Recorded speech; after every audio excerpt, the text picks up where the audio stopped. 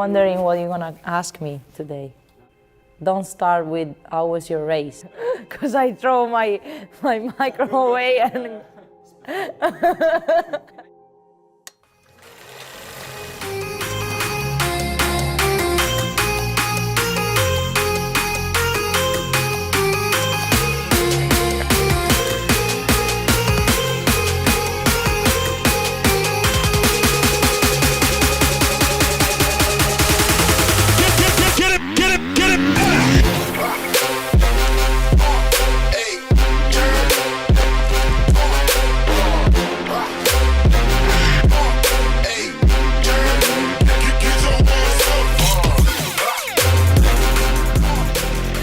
I started riding a bike because my brother Luca is 6 years older than me. He was already racing a bike. I just grew up into his life, you know.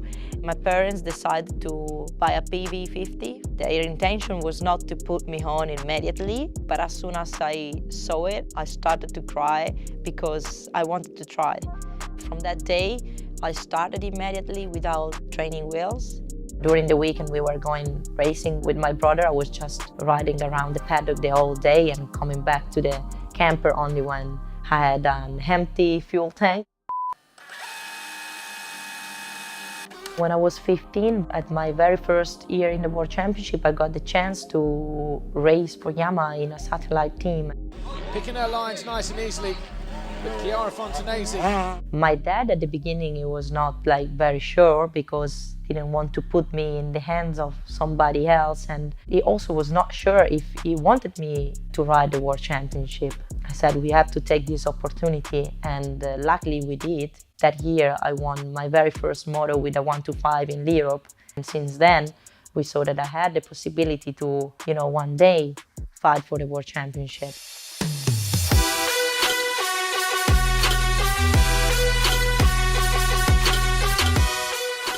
After the first year, we decided to do it on our own. We built our own team, kept going with the MX Fonte Racing team since then to now.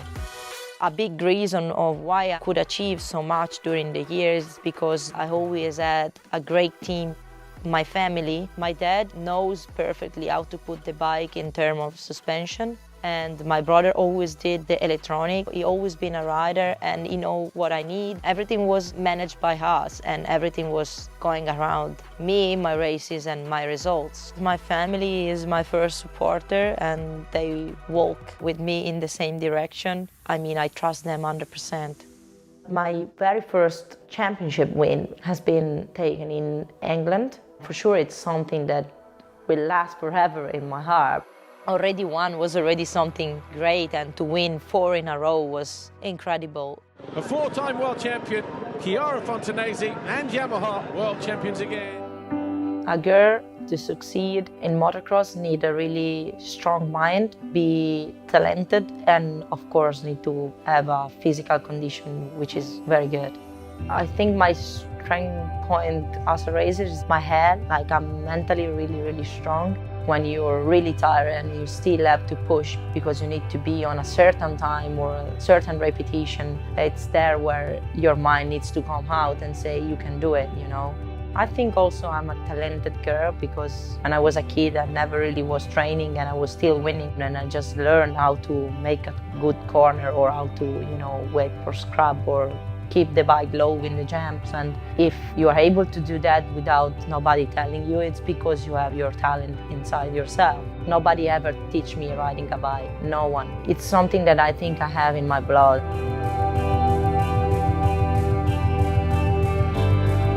The reason why I came back after the 6th time I won, it's because I only had one dream left, which was to win a title being a mom.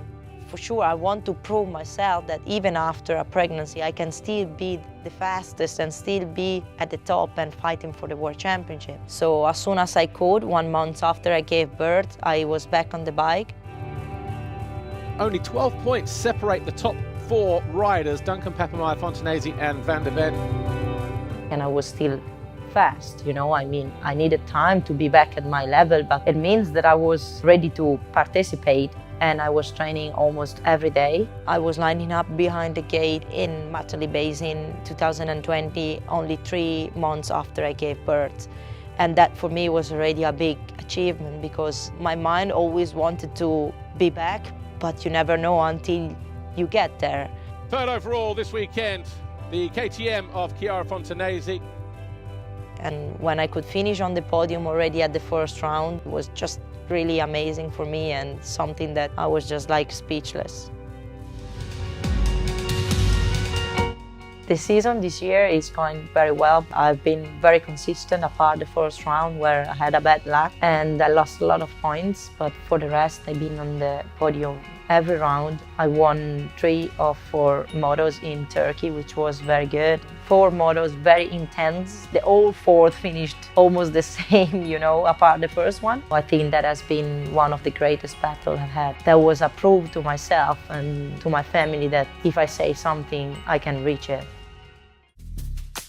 We don't prepare strategies before the season, especially in these couple years, you know, with the COVID situation. You never know when you're gonna race, if the race is going to stay there, so difficult to make plans. What I do, and it's what I always did, it's to focus each motos in what I have to do. So step by step, not thinking on the final result, not thinking on I have to do that instead of that. Just keep moving forward, forward and faster, faster, stronger, stronger. Just keep flying further, further and wiser, wiser, higher, higher. Take the limits up. The way you train has changed. Before it was more about riding and racing. Now I wouldn't be so good if I would just ride a bike and not training physically. There's no specific area where you train, it's just about whole body because on the bike you move everything, like really everything. So it's important to be fit enough to try to avoid the injuries. When I started, which is not ages and ages ago, but the bike has changed a lot and we have ECU, traction control, things like that, that you can work so much on that. And when I started, I didn't have all that. So everything is developing year by year. So then you need to be always at the same level. Inside myself, I always want to be the best in everything I do. And I give everything I have. If you want to become a world champion, you need to work hard. I wish that I could have had the possibility to have somebody like me back in the days telling me how I should train, what I should do. That's why we decided to give the opportunity to the others, exactly what I didn't have when I was younger. This is basically why we opened the KFA.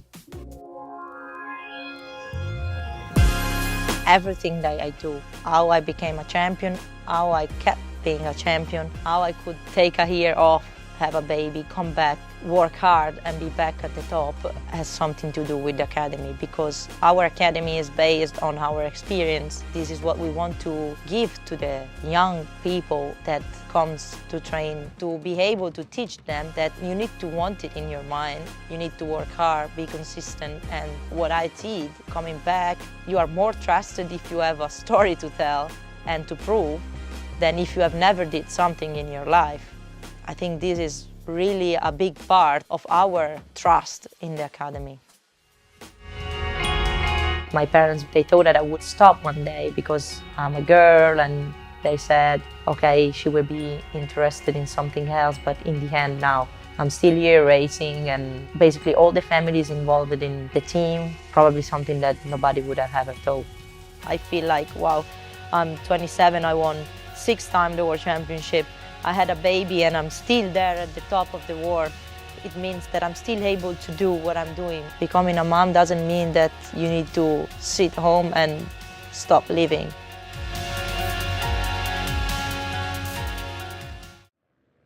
Here we are, temperature 16 degrees, barely a cloud in the sky over the Dolomite Mountains. Most picturesque racetrack that we have in Europe, possibly.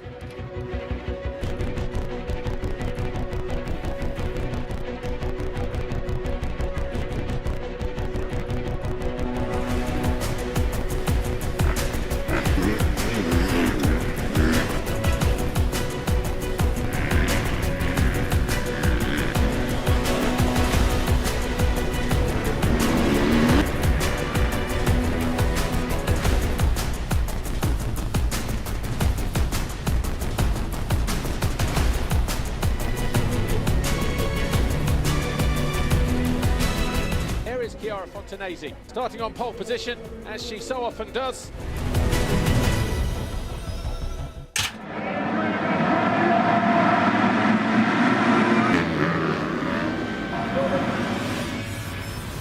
Fontanesi, upside down on the top of the hill. Has that pretty much decided the championship?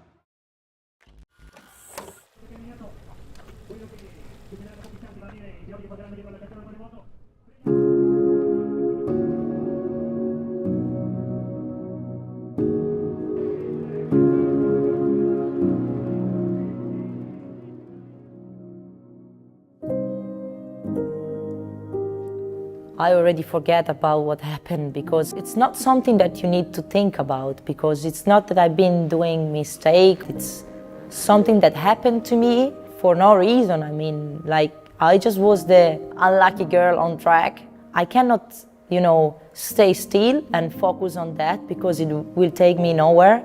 I was fast. I took the pole position at the last round again, so I know I can win. When you lose yourself. It's not the team that loses. And I think that's why individual sport makes you also stronger. This that happened this year made me stronger. It's not about winning. When you win, you don't get stronger. I was really happy to see all the family, friends and fans at the end of the podium. I wasn't expecting this at all. I mean, I was just with my daughter, going back to the van, and I was like, okay, now I need to get changed. It was the last race of the year. All of a sudden, I turned the corner and I saw all the people on the line waiting for me, and they even took me and made me jump in the air. There were many people that I didn't know that they were there cheering for me, and that was amazing. I was feeling like I won the championship. All of a sudden I was like, smiling and crying from joy because I made people proud anyway. This is why I race. I race and I want to win for moments like this. They show me that even if I did not win, we could still live with moments like this.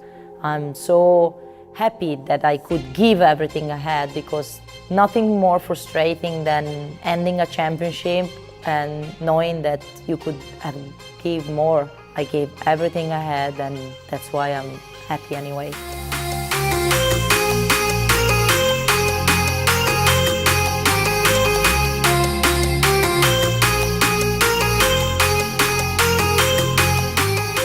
What happened this year was out of my control. It was not my year. What happened just made me stronger. But I will train and fight again, and I will be back.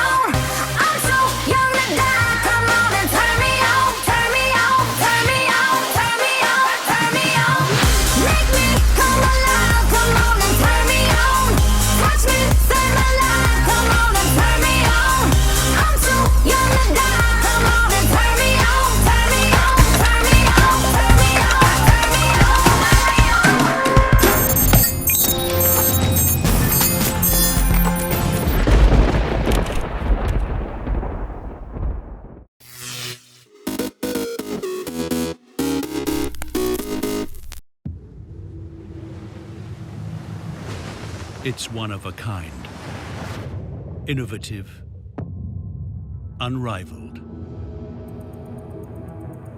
It can withstand the abyssal depth of 11,000 meters. Made from our RLX titanium, equipped with our exclusive helium escape valve and ring lock system, the Deep Sea Challenge is lighter than most, yet incomparably resistant. It is the one true heir to our groundbreaking divers' watches of decades past. An invaluable resource for the rare few who dare face the greatest of pressures.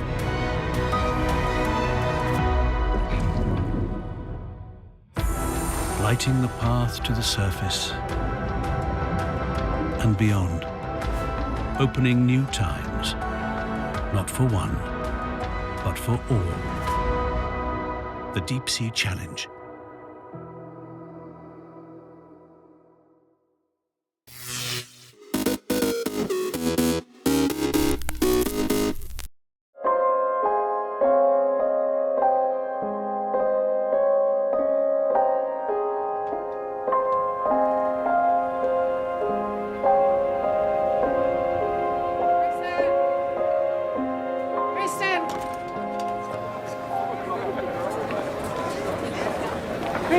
Kristen, I want to ask you something. What makes you hopeful about the future? You know, we're living in such an accelerated period of growth. It gives me whiplash. It gives me whiplash. You know, it's exhilarating. And it's highly pressurized because our identities are these lifelong, evolving art projects. You know, to know who you are is to adopt an animal subject to change. It's not a fixed notion. The mythologies that define us, that unite us, they're ours to create. Everything is on the table. It's no longer important to know who you are or even what you want. I think it's important to burn down your very best yesterday, every day, so you can start again.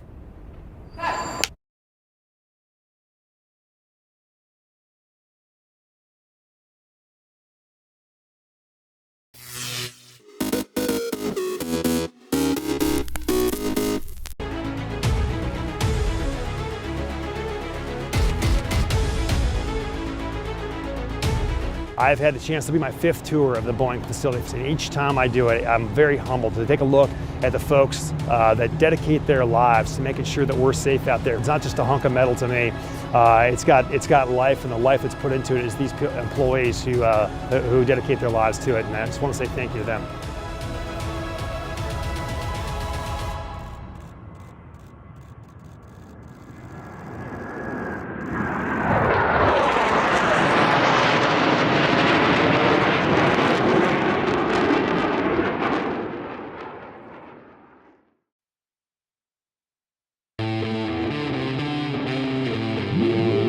What we got, Mitch? What year? What's it looking like? This is our last 04 race bike, and then we kind of made the graphics look like your 99 race bike. So it kind of gives you the flair of 99. I like that. 99 was good. So the cylinder, the B6 was the ticket, I believe, that year. Is this Yep. the B6 cylinder? That would be 99, you race with a B6 cylinder, maybe like an 11.2 head, Vertex piston, got your old power jet carburetor on there. Is it jetted perfectly? It's jetted perfect. No farts, no burbles. Yeah. You're gonna love Not it. shooting ducks? No ducks. You think that shorty silencer is a horse and a half? It's always a horse and a half. You make the call. All right, Bones, what we got on here today, bud? Ricky, only the good shit for you. That's all I brought today was the good shit. I appreciate that. You know I only like the good shit. What spring we got on there? We got 4.2s in the front. Nice. We got a 4.6 titanium spring in the rear. I like that tie. Only for you again. Hey, lighter is better. What sag we running, 100? We're gonna go 105 for you because I know you like to squat in the back just a little bit and stay down. I like it choppered out. Yep. That's for sure. Sweet. I did bring you some gear so we Did can you? get, yep. I brought your jersey. You'll be pumped. Huh? What do you think of that? Yeah, I mean, that's cool and all, but dude, you know I'm a Fox guy. I'm not wearing this. For real. Yeah, for real. Fox is paying, I'm saying, dude. Oh, here we go again. Same shit.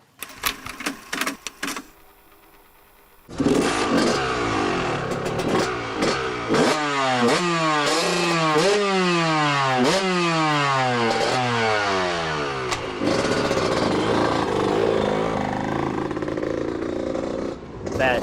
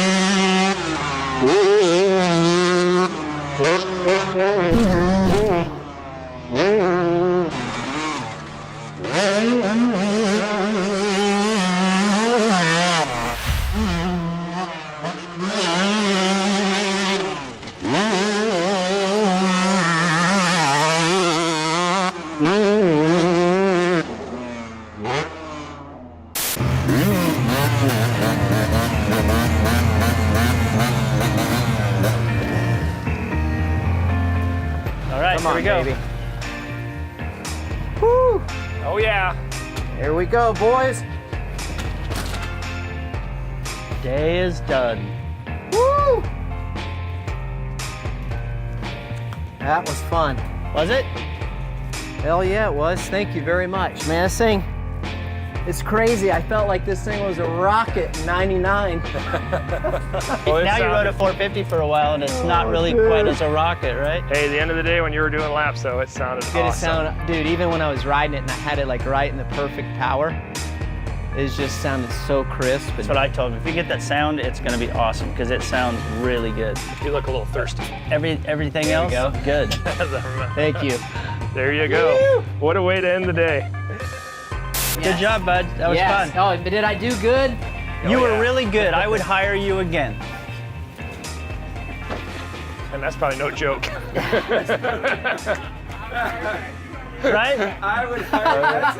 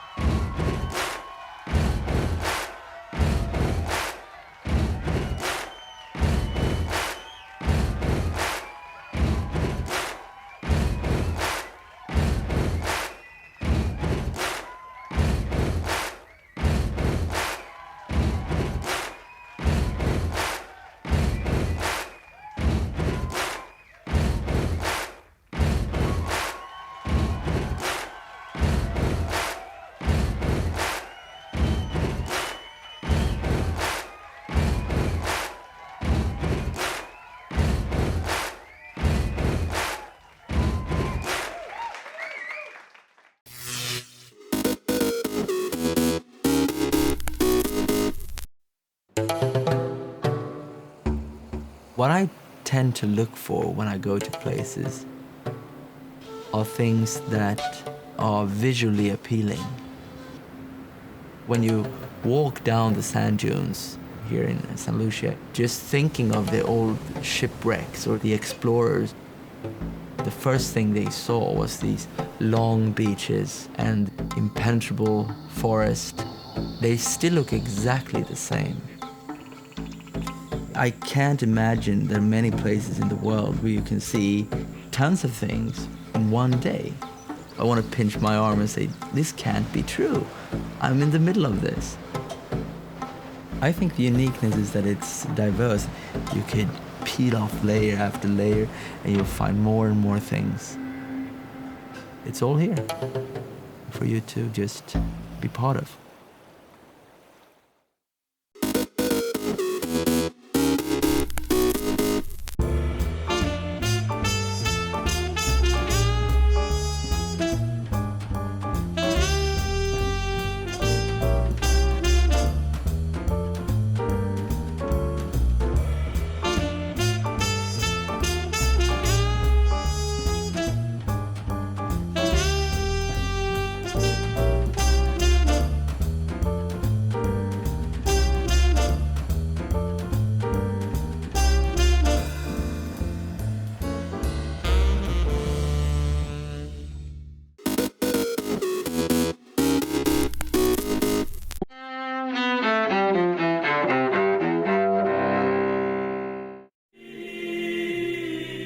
January 6th, 1412. According to tradition, Joan of Arc, France's national heroine and a Catholic saint, is born in the village of Domremy.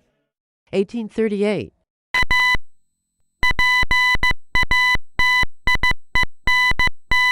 Inventor Samuel Morse gives his first public demonstration of the telegraph, dots, dashes, and all, in Morristown, New Jersey. 1942.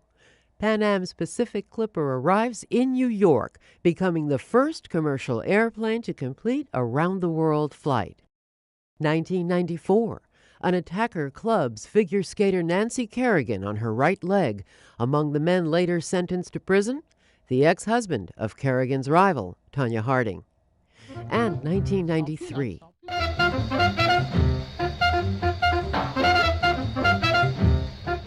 The world loses two artistic greats. Jazz trumpeter Dizzy Gillespie dies at age 75, and ballet dancer Rudolf Nureyev dies at age 54. Today in history, January 6th. Sophia Manos, The Associated Press.